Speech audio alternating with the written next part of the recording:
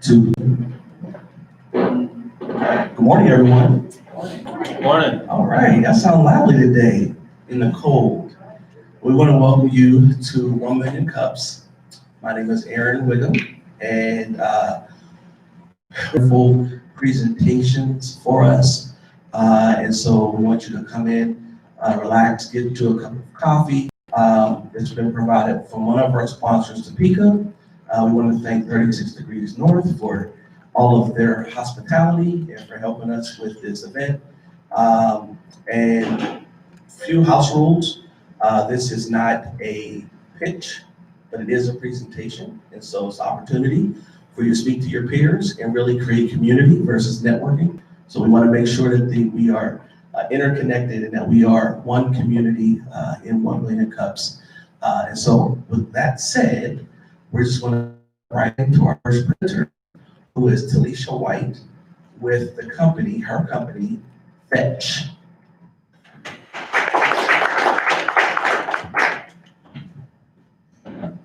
Good morning, everyone.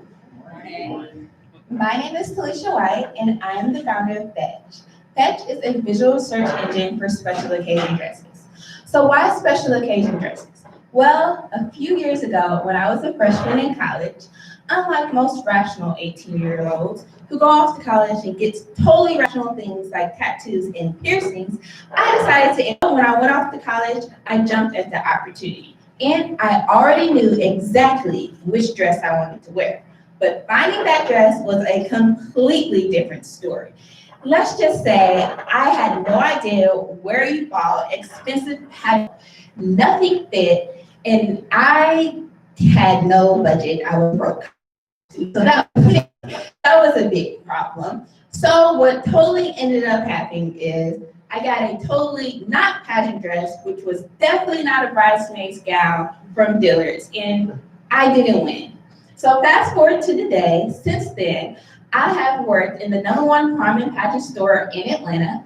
I've worked as a showroom assistant at some of the top design showrooms. I also successfully launched my own prom and pageant line, which showed at New York Fashion Week and gained international press coverage from Associated Press, CNN, Elle, and Paper Magazine, just to name a few. However, since then, thank you. Since then, I still have not been able to find a dress. It's like pulling teeth trying to find a dress. And I'm not the only one who has this problem. From speaking to over 150 pageant girls, high schoolers, retailers, and their moms, and from my years of experience, I've identified 3 main problems when it comes to finding the dream dress. For retailers, it's a lack of inventory management, which leaves the stock out and a loss of sales. For the girls, it's just poor search functionality. The search results are always irrelevant, and you can just forget about searching for a particular item.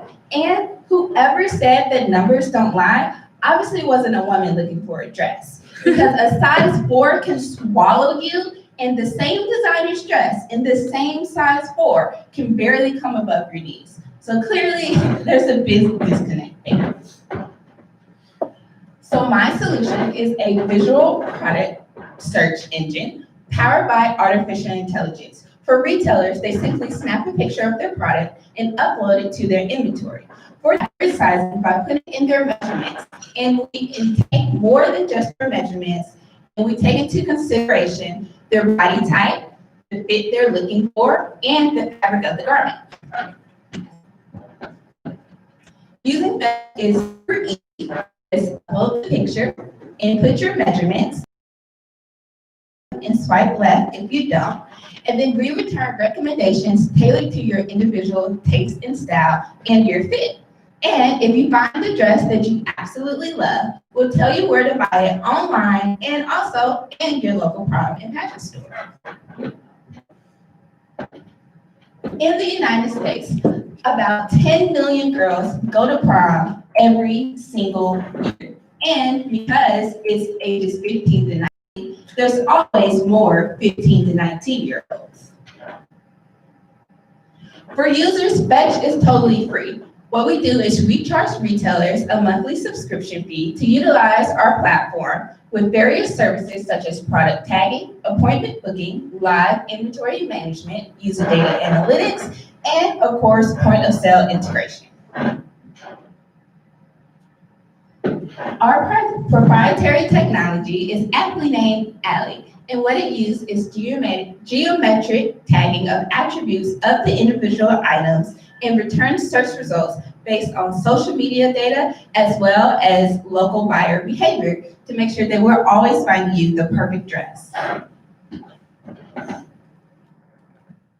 Using visual search in e-commerce is nothing new. In fact, some giants such as Google and Pinterest are spending a lot of money to make their visual search for e-commerce even better.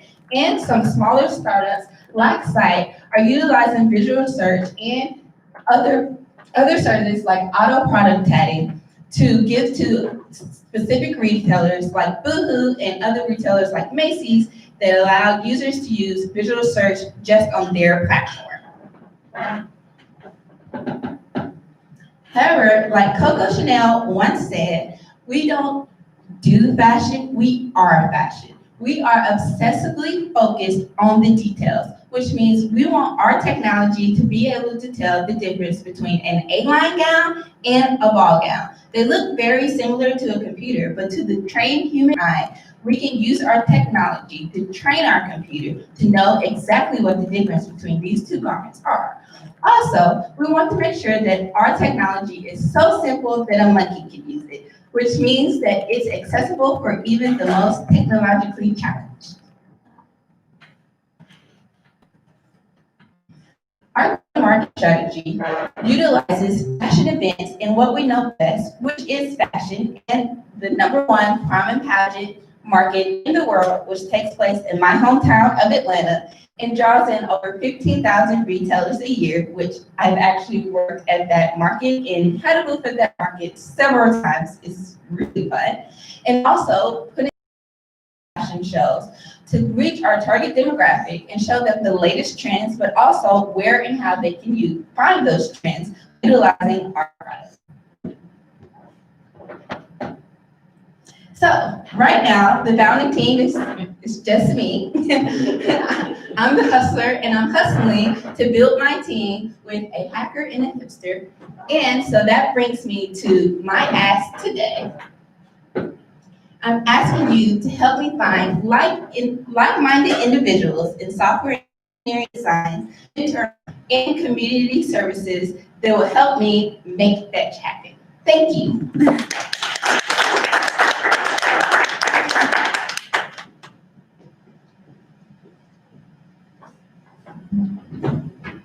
Wow, that was amazing, right? So we're question and answer time. We're going to take a few minutes and ask Talisha if she, any questions that we may have, any questions that we may have. So who wants to go first? Talisha, we'll just ask that you repeat the question when they give it so that the people online can hear what was said. All right? Who's first for the question? All right, Sam? How built is it? How much of it is concept versus how much of it is real? Well, most of it is concept because I am not a tech co-founder. I am working hard to learn technology. I enrolled, I'm supposed to repeat the question. I am so sorry. He asked how much is built versus how much is concept. So like I was saying, most of it is concept because I'm not a technological founder. I am currently enrolled in a software engineering program here in Tulsa called Overton. So I am learning how to build out my platform. So most of it right now is in concept stage. I have a few algorithms, but I do not know how to connect the front end to the back end, which is why I need someone with a little more experience in tech than I am. Yes. Alicia, how does your platform make money? So he asked, how does my platform make money? So my platform makes money by charging a monthly subscription fee to retailers to utilize our services and our technology. I have a question. I'm Tammy. Can you go back to the slide where you were talking about And one more. One more, we were talking about this one.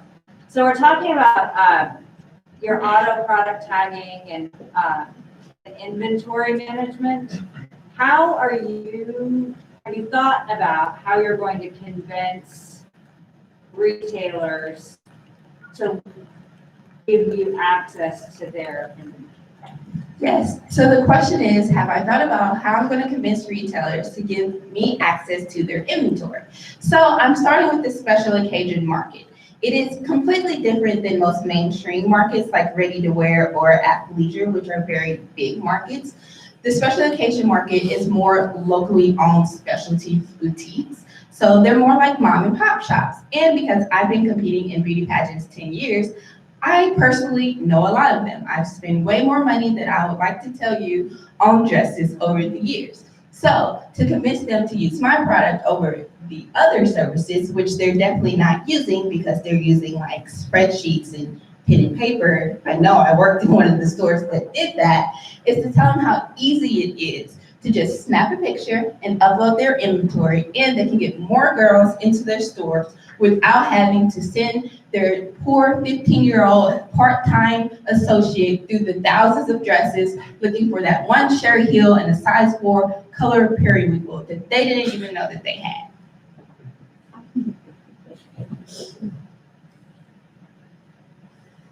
Yes. Would you consider licensing out your AI technology? Would I consider licensing out my AI technology once I have it built? Yes, that is definitely something that I might consider. It would depend on if it degrades the value of the brand or not. First and foremost, I am a fashion company and then a tech company, and fashion is all about the brand, which is why many companies that venture into fashion and high-end brands like Burberry would rather burn their clothes than put it on sale because it degrades the value of the brand. And to be successful in the fashion industry, you have to play by their rules first. So I have a question about, we know that Google is spending millions and millions of dollars to enhance their ability to search by image. Have you checked into whether or not they have an API that you can leverage, at least get the basis and then you augment it with your tech so that you're not spending ultimately millions and millions of dollars? So the question is, Google is spending a lot of money advancing their technology in the visual image recognition field, and have I looked into utilizing that technology to supplement my own? The answer is yes and no. So Google does have a lot of different resources like TensorFlow, as well as an API, a visual search API that you can utilize, and it's completely open source and free. However, fashion people did not build these visual image recognition softwares, and so they are very, very bad at telling the difference between different clothes. They are more suited for just normal everyday products like a coffee mug or maybe a laptop, but when it comes to the intricacies of a dress, they're not very powerful. I didn't ask that question. I asked if you had considered you leveraging it to augment, so as a base. Yes, but so the answer to that question, leveraging it to augment it, is still the same because the technology isn't there to be able to build upon. They can only recognize like dress. So then I would still have to retrain a whole data set, and that kind of defeats the purpose. We'll talk after. Okay.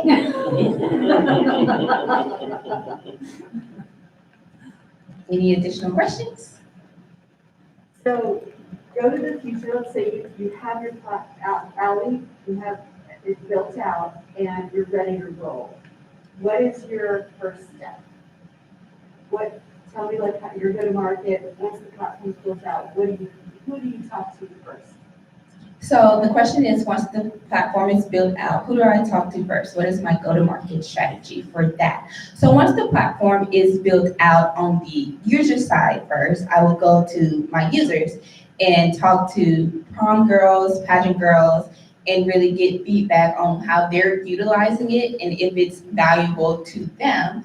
And say, hey, look, 1,000 girls in your area are utilizing this software and they're going to your store and buying X number of dresses, converting into X number of dollars. We should talk about using the retail side of that.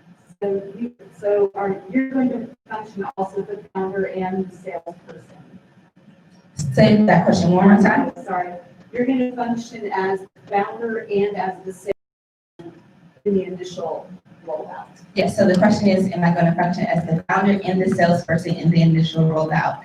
Yes, because fashion is a very who you know type of business. So introducing someone who's not in the prom and pageant industry would be like, who is this person? Why should I trust them?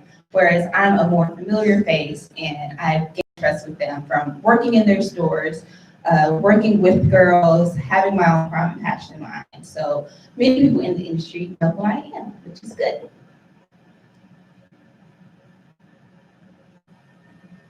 Any other questions? All right, let's give Talisha a hand. Wonderful job. Thank you, everyone. I know you made an ask, but is there any other way that 1 Million Cups can assist you? Can you go back to the ask button?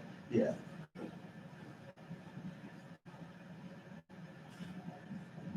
Software engineers, designer, mentorship. Okay, all right, we'll have some talks right after this. All right, thank you so much, everyone. Wonderful. Is there anybody that? I know- Anybody want to take any of these things on? Mitch mentioned Stitch Group. Yep, Stitch Group, you just right there. Nice. All right, thank you so much, everyone. All right, thank you. Just a quick housekeeping rule, 36 Degrees is asking that we do keep our masks on as much as possible. I know we're drinking coffee and whatnot, so if you keep your mask on, that would be great. We're just gonna take a little 5 minute here and turn around, and our next presenter will be coming in 1 minute.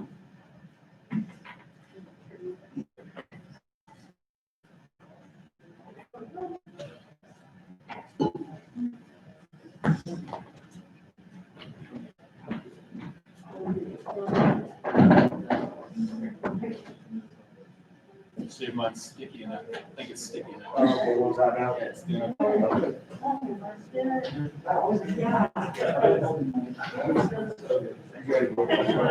We did it last week. Okay, pretty good. Do you have audio? So, test it or trust it? Hey, Aaron. I just switched over the audio to come from the computer input, so he's good. Oh, it's said you're good. Good, yeah.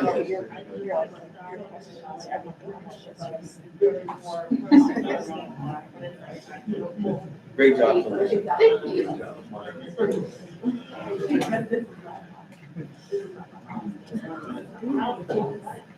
What? Oh, yeah, they're still in the door.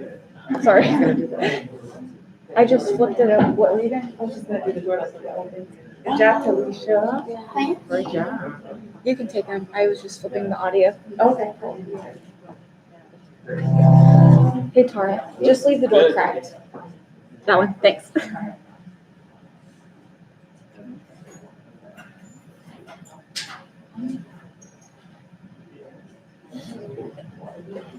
So nice to go. Yeah. Glasses fog up. Yeah.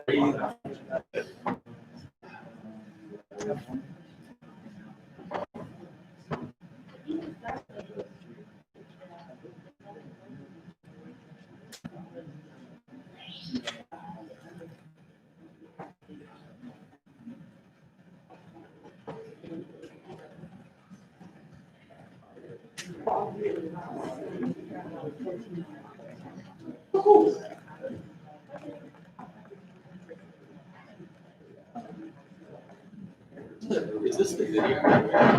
Yeah.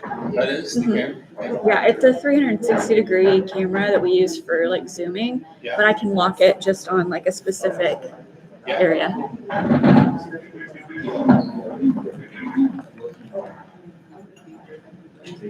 I know, right? Oh. Back, I just needed to do the elementary, and the door opens, and it's just like clicking. Yeah, okay, cool, thank you.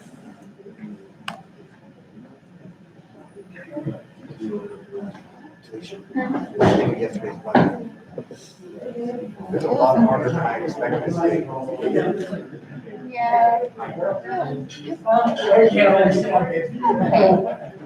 I don't like how they make us do everything at home.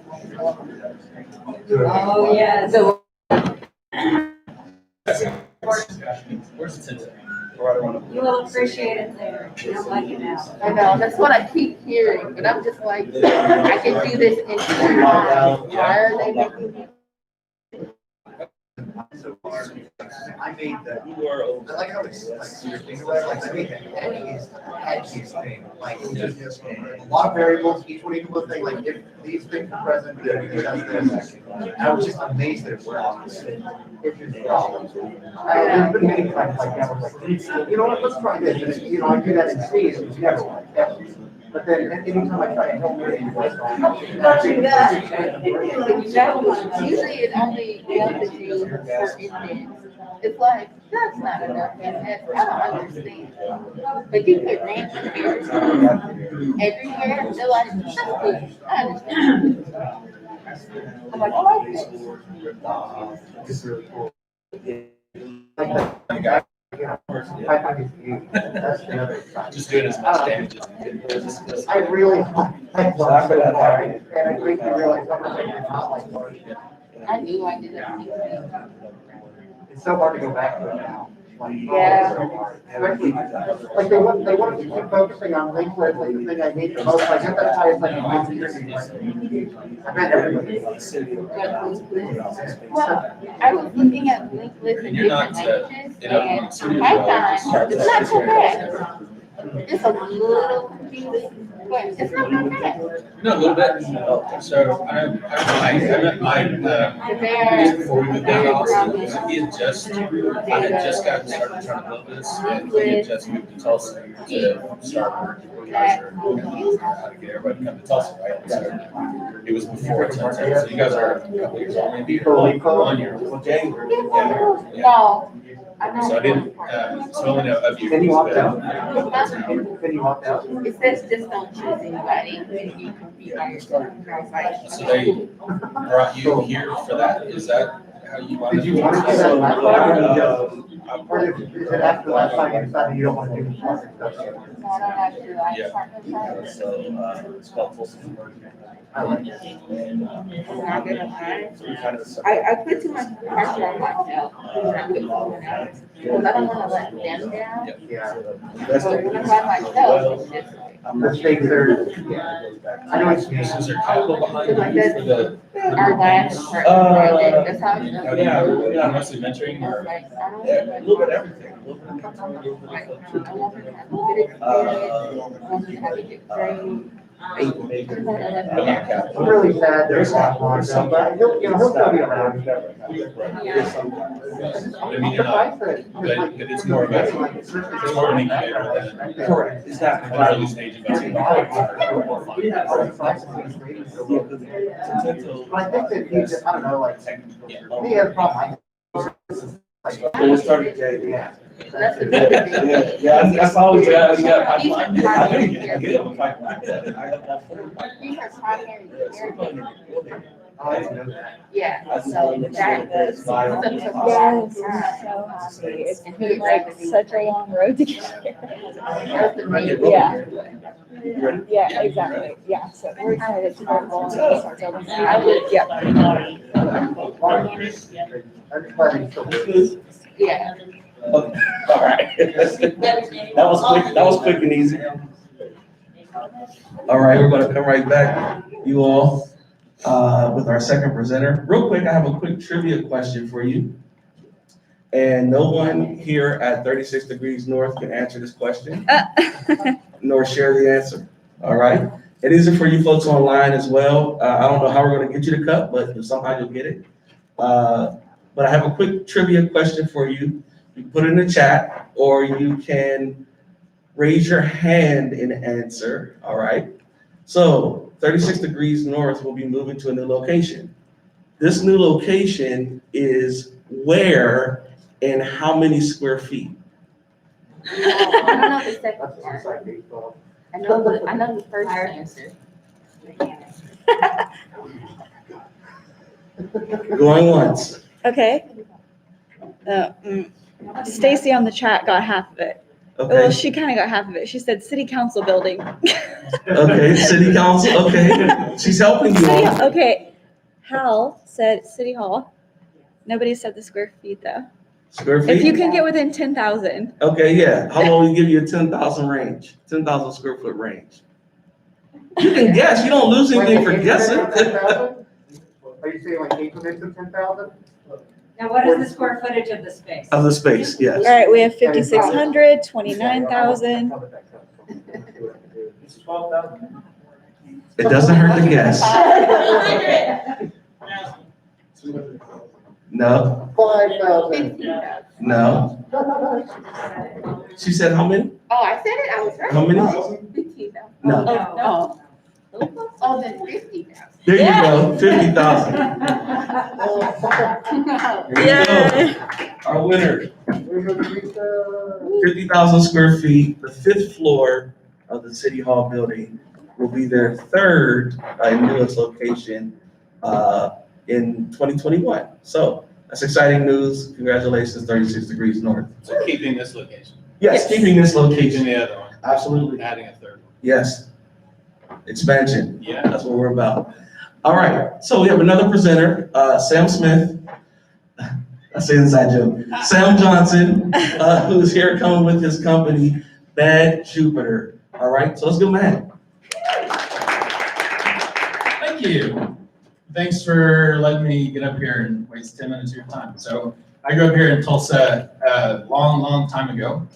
And what I thought I would do is tell you guys a story about how Bad Jupiter started as kind of a project, a personal project of mine on the other side of the planet, and found its way to become a business and then landed right back here in Tulsa. So the project I started was pretty ambitious. I was in Thailand and I was in my explore the world phase, and I was trying to find all the coolest places to go and the best things to do. I wanted to know where the best dive bars are that nobody knew about. I wanted to know all those little remote beaches that people didn't know about, where you get your best swim, the best places to run, all that other kind of stuff. And I wanted to do it for every place in the whole world. That was kind of my mission at the time. And it became pretty clear after a little bit of exploring that I sort of had 2 problems. The first problem was that as I was making these discoveries, I didn't have a good way to remember them or share them with my friends. And then the second problem was simply that I wasn't going to get to all places in the world by myself. What I needed was some way that I could benefit from the insights of the other guys that had to be out there, that were like me, that were making these discoveries that I wanted to know about, but I would never meet them in person. To complicate things even further, all I cared about was what was cool to me. I cared about the best places for me. I wanted to go to the bars that Hemingway went to, but that's not everybody's thing. So it was a very personal problem that I was trying to solve. So I kicked the idea around for many years in the back of my head. And it became clear, I'm a technology guy, it became clear there was a pretty interesting tech problem to solve here with a graph that understood sort of people's interests and insights and connected dots among people and everything like that. And it eventually evolved into version 1 of a technology platform, a consumer-focused product that was just all for guys like me. And so I created a quick video to kind of explain it, because explaining something like this is a big part of the challenge. So here it goes.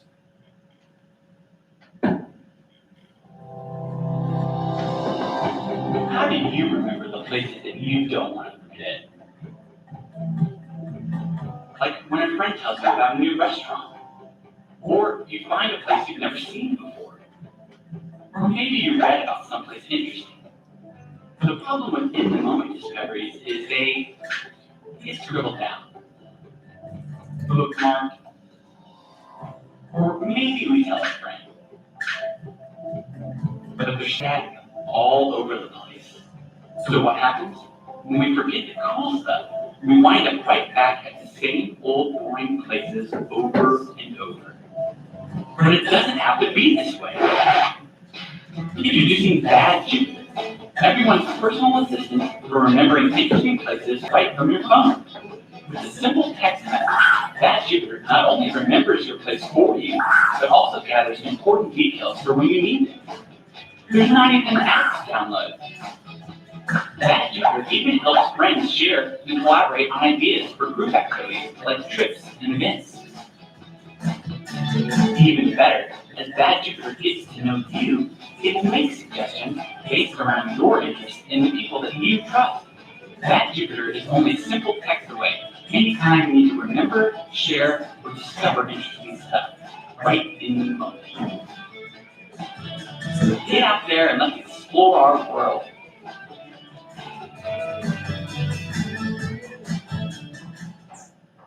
So that's it. So it was pretty awesome. And I built it sitting in a little office in downtown Tulsa, and the only thing I needed to do was figure out how to get everybody in the world to find out about it and start using it. It would be magical. So consumer stuff is really tough. Generating awareness among consumers about a product like this is really hard when you have to get to them directly.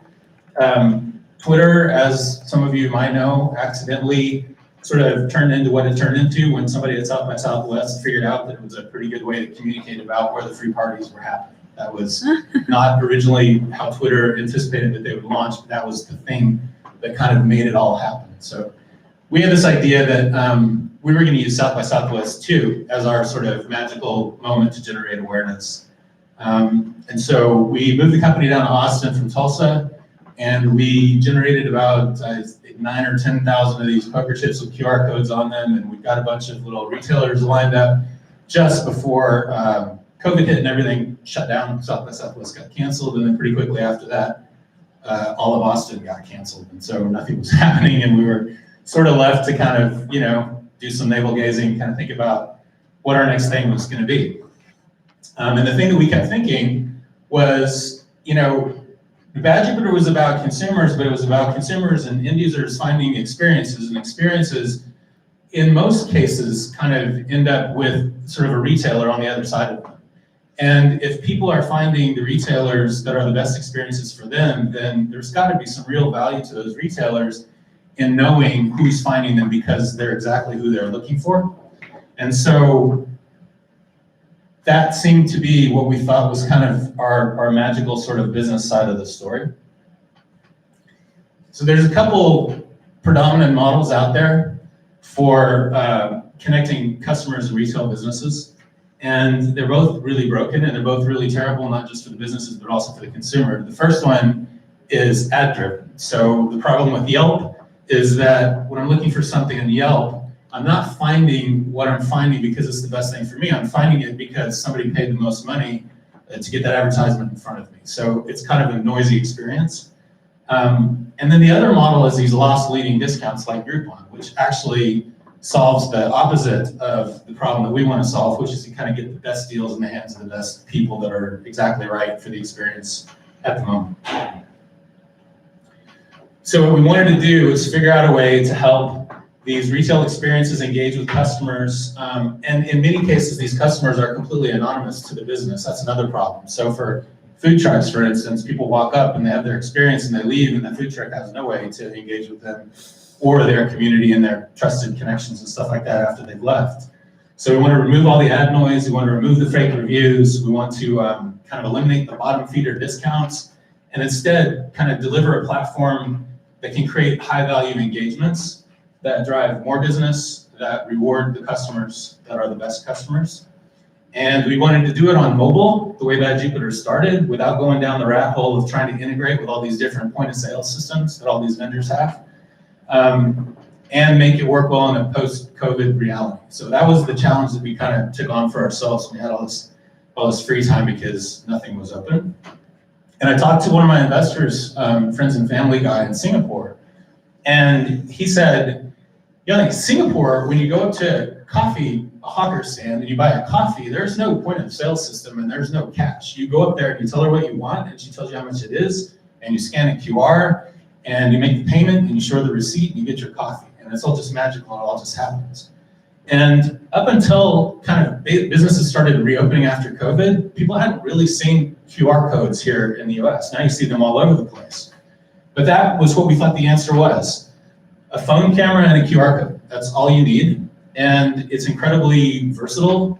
It's nothing new in other parts of the world, but here it was kind of a novelty for a long time. It's starting to get pretty commonplace now.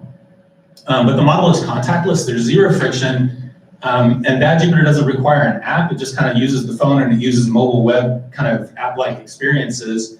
So you can drive a whole bunch of different engagement models, from check-ins to deals to redemptions to loyalty schemes, all kinds of stuff, with very little friction. So that was kind of the business opportunity that fell in our lap as a result of trying to build something for consumers. To see this in action, and one of the main reasons that we found ourselves back here in Tulsa is that I think that Tulsa is just a particularly good place to do some of the things that we think we can do with this platform. Beginning in January, we're going to be running a pretty cool program for the Cherry Street Association. So Tulsa's got all these crazy little retail pockets. Cherry Street's got the Blue Dome out in Broken Arrow, there's the Rose District, and they're all very sort of dense retail experiences. And this campaign that we're going to do in Cherry Street encourages customers to check in all up and down the street at these different businesses, and enables retailers to create deals and rewards as part of a cross-business program. That's actually kind of hard to do with other kind of loyalty platforms that are very business specific. So I had a good example, talking to the Andolini's guy yesterday. He said, if you check in at 3 retailers up and down Cherry Street within a week, I'll give you an appetizer, right? Get you into my restaurant, things like that, right? So everybody feeds on everybody else, and it's kind of a community-driven type thing. So you can look for that there. If you want to play with the platform and kind of see what the experience is like, I have a little scan-in that I'm going to put up at the desk after this thing is over. You guys scan it, it'll check you in here, say that you were here, and give you a free coffee at Camara across the street, because you guys can't have too much coffee, and we can't have too many different coffee vendors involved in these things. Anyway, so that's it. So I'm supposed to have an ask for you guys. My ask is that, can I play with the platform, give me some feedback. I'm always looking for talented developers and salespeople and marketing people, but mostly just trying to get plugged back into the Tulsa community. We're pretty excited to be back here, and I think there's a whole lot of interesting stuff that we can do in Tulsa. That's it.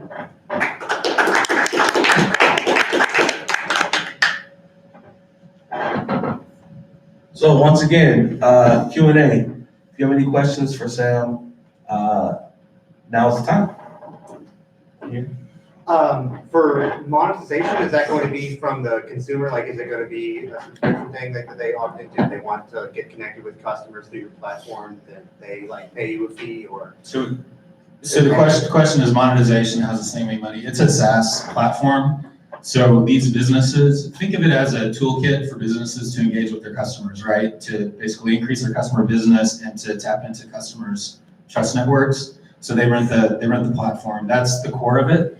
There's an additional interesting component on top of that, which is transactional, because a lot of what you can do in the platform is transactional and moves money around. So I could offer, for instance, a pre-purchase deal, right? That you could share with all your friends. You guys could all pre-purchase this and then come in and redeem it, right? So when that happens, we'll participate in a transaction, but typically SaaS platform. So I assume that there's a you have to register, log in, create a profile. You have to do none of that. So how are you, I thought that might be your reason. So if that's the case, how are you using the MAC address, location IDs on the phone to ensure that they're unique? Or I'm going to repeat this question, and it keeps getting longer and longer and longer. No. So I how do we know the user? How do we know the user if they don't have to create a profile and do all that kind of stuff? yes. Yeah. So this is actually pretty fundamental to the whole architecture here. We know every user by their mobile number. So we know the user's device. We know the user's phone. And the way that we know the user's phone without having an app or anything like that is that, and you'll experience this if you scan the QR and you've never used the platform before, the very first time a device scans one of these links and it's not recognized, we do a little confirmation. You enter your number, I send you a code, you enter your code, I know you have that phone, and then I know you after that. So I don't know your name. I don't know anything else about you except that that's your phone, but because that's your phone, I know kind of where it goes and where it checks in and where it engages and all of that kind of stuff. Now, part of what we give the businesses is the ability at a check-in to collect additional information. So we'll do that on their behalf. So a lot of times a business will want to know, they'll want you to tick a box to say that you've read a code waiver or something like that is unique to identifying every user. Okay, well, I want to talk to you after because I have a way that you can tie a phone number to a credit card account in a point of sale system and you can know everything about it. Okay. I want to know everything you know. My question is, I kind of got lost between your interest in trying to find cool spaces that were unique to you, the user, and the end product being how do you have an interconnected network for regional areas. Could you re-describe what the final product is? So the end user product is always about sort of finding and remember. The question is, how do you find those experiences? And initially, the way we got started was it was up to you. You were left to your own devices to go find these experiences, right? So I'd go out, I'd make a discovery, I'd put a link from Google to Jupyter, it'd remember it for me, I could enter my insights, I could share it with my friends, I could do all that kind of stuff. You can still do all that stuff. We found a different way, though, that's very business friendly to discover experiences, which is to scan in when you're there at the retail location. So that's another way to basically collect and share experiences, right? If I go into Angelini's and I see a QR on the window while I'm waiting in line and I scan that QR and I get the menu, now I've got this interesting little Angelini's card with the menu and possibly even like a deal, and I share that with my friends, and then so I'm networking that way. So it's still a discovery and sharing platform for people. What we've done is we've kind of found a way to engage the businesses directly, and in a lot of cases lead with the business to get people onto the platform. So I talked about, you build something magical, but until the whole world finds out that it's there and starts using it, there's no real magic because there's no critical mass. So we had a real challenge trying to figure out how to just get users onto the platform. What we found is that if we can make it valuable to the businesses, they'll drive users onto the platform. Every time somebody goes for the first time and scans in at Angelini's or at Art and Science salon in Chicago or at one of the triathlons in the UK, they're a new user on the platform, right? And so then I can just give them value and ways to kind of do other things. That answer your question or not? Yes. Are reviews still utilized? Sorry? Are reviews still utilized? Our what? Reviews. Reviews are utilized. They're not core to the business B2B platform that we're talking about. Reviews are interesting because if you're a power user like I am, and if you've been playing with this for 3 years and you've got a network of people and you've got hundreds of places that you've remembered in the platform, I can go put my map on my phone to San Francisco and say, sushi. And I'll find places that people in my network have written reviews about favorable, specifically regarding sushi, that might not get found through other places. So it's a very filtered way, personalized way to search and connect to content, but it's secondary really for now. And how are the friends, how are you connected with your friends? Is it based off the contacts that are in your phone? It's based on, no, it doesn't know. So since it's just a mobile web app, it doesn't know anything about the contacts in your phone. That was intentional. And it doesn't know about where you are unless you share your location, which you can do discretionarily, but it doesn't follow you around. It doesn't have any way to get at your personal data in your phone. What it does though is it pays attention to when you share. So if I'm a retailer, for instance, and I offer you a deal and encourage you to share it with your friends, it'll pay attention to who you're sharing that with and which of those friends kind of come in and redeem the deal and how that network grows, right? So it starts to understand who you interact with through deliberate interactions. So it's a learning architecture that way. So how do you access it? I know you scan the barcode, but let's say I just want to go in and see what my other friends are doing. How, is there a platform that we go to? Twitter.link on your phone. Okay. Yeah. Every QR seems to take you to the same place. Could you repeat the question? Oh, sorry, I'm not repeating questions. Yeah, no, if you don't scan the barcode, how do you get into Bad Jupiter? Like, where do you go? How do you go? And the answer is you just go to jupiter.link. It's a website on your phone. And that is basically, that is your home card. It'll encourage you to save it on your desktop, like a little app, so that you can always get to it. But that's ultimately, I didn't want to get too deep into the tech here, but ultimately, like every little view is a card, and these cards stack up, and at the bottom of every little stack of cards is your home card, and it's your history, and it's your network of connections, and it's all your deals, and that's Jupiter.link for everybody. And how does this affect storage with the device? So like, is it to a cloud or like, you know, some people run out of capacity. Yeah, So if it's keeping record of all the places I've been 1,000 places now in my history, is that affecting my phone capacity? That's keeping all that up in the cloud. Gotcha. We can do some app like local caching of stuff, and we've thought about, you know, if somebody's on an airplane, they want to get at their last 20 things, you know, we can do that kind of stuff. We don't do that stuff right now. Okay. So it's all just up there. Yeah. Yeah. So how do you, I guess where I'm lost is how do you, if it's about like users finding new places and putting new places on there, right now it sounds like where you're at is like you are going to restaurants or whatever and giving them QR codes. How do you like deepen like this breadth of these cool places to go to if it's like solely reliant on you all to get those QR codes to restaurants? Does that make sense?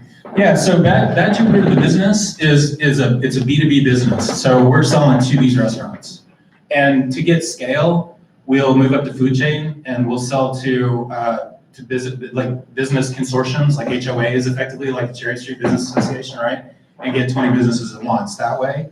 Or we'll sell to, you know, to franchisors, right? And get 300 locations around the US that way, that kind of thing. But it is B2B. We're selling to these businesses. Yeah.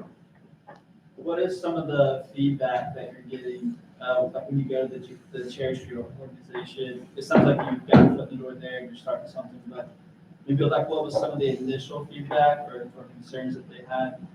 And then what's kind of like the final concern that they probably still have there? You're asking questions about why people are concerned. Why would they be concerned? They just love it. They love everything about them. So the reason I went and talked to Cherry Street a couple weeks ago was because they did, I don't know if anybody maybe was participating in this, but on Saturday, print out a sheet of paper. It's got a bunch of businesses around the end. It was a scavenger hunt punch card thing, right? And they did it for 4 or 5 hours on Saturday. And if you got a stamp on every single retailer, then you get your swag bag and you get entered in a drawing for a bunch of prizes and all that kind of stuff. It's an old school way to do one of the kinds of things that we're talking about doing here.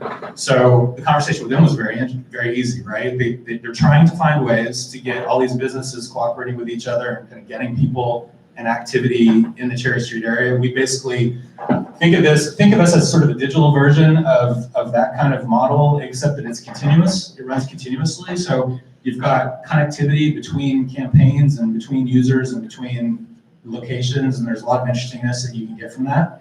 And you can leverage people through referrals, and you can reward people that are the best customers. You can do all kinds of interesting stuff. So the feedback we got was too late for the Mary Cherry Street 2020 thing. Well, let's get started in January, because what we want to do is something that's a little bit more evergreen, that kind of runs and runs, right? Super cool idea. It's a little bit like, I'm trying to think, I'm not going to come up with an example I'm standing here, but if people get used to seeing these QRs all up and down a little shopping district like that, and understand that if they check in, they're likely to get some sort of special deal that they wouldn't otherwise know about, then that kind of encourages activity. So positive. We're going to start with Cherry Street, run it for probably a month, 6 weeks. See if we learn from that before we, kind of start doing a bunch more. Have you received any negative feedback, or maybe major points that you had to get hurdles in getting around? We had one project. We spent a lot of time kind of trying to trying to make this easier and easier and easier. There's a lot of moving parts to it, so it's never as simple as I want it to be. There's one problem that we can't solve that drives me crazy, and it happened with the Cherry Street guys. So you want, you know, some critical feedback. Like I mentioned that the first time you scan in with the device, it needs to authenticate you, right? And the way that it does that, sends you a code, you enter the code, knows you, stores cookie on your device, right? And it knows you.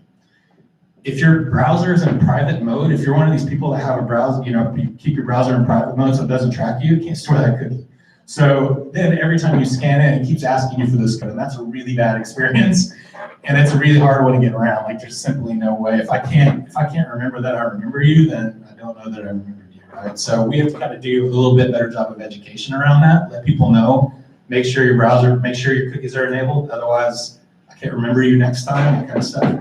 So there's a bit of friction there, right? That I'd like to kind of clean up a bit. But otherwise, I think the key to it is simple, right? All this stuff about, you know, capturing places and creating collections and building this big network of people and finding the best sushi place in San Francisco because your friend said sushi in a review, all that stuff is cool, but that's sort of down the road stuff. Like the real thing here for us is try to get these businesses and these users sort of interacting in a really easy, kind of frictionless way, right? So no account creation, no email registration, nothing, just kind of make it work. So that's what we're working on. Ultimately, will the businesses be able to push back sales and discounts? So that's a great question. I'm going to repeat it because I keep forgetting. Ultimately, will businesses be able to kind of push deals or ads or promotions or whatever at these customers? So one of the things we have to be really careful about is not being another spam marketing platform, right? There's a bunch of reasons for that. We don't want to do it, first of all, but second of all, SMS is a really dangerous way to do spam marketing because all somebody has to do, according to all these carriers, is text stop, and then you can't ever text them again, right? So we don't want that to ever happen. So, so typically the unsolicited outbound stuff we do is a notification. You got a special deal, right? It's not pushing ads and stuff like that. However, there's a great example of, we have a group of salons in Chicago that basically, for COVID reasons, when they opened up, the customer makes an appointment, comes in for their appointment, they want them to read this little health waiver, and they want them to scan in and tick a box that says, I'm healthy, and then they're ready for their appointment, right? Well, if they can't get their appointment right then because the stylist is delayed, stylist is like 15 minutes late, they can't loiter either, so they need to go get a cup of coffee somewhere. So we let the salon push a notification out to the customer when it's time to come in, or an update on their appointment. So it's a bit of kind of proactive stuff there. So discretionarily, we can let people do that, but we sort of want to be the communication platform. We want to be the messaging platform, and we want to be very careful about how that gets used. Because if it's not always super high value, people are going to get tired of it, right?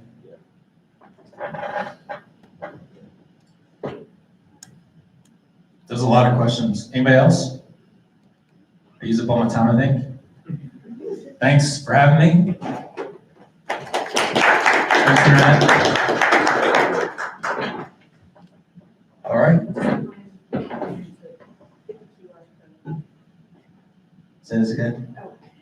If you could just remind people to get the QR code and play around with the platform, just like what the community can really, how we can help you. Yeah, scan it, play with it. Let me hear from you. That's my email. I love emails from people.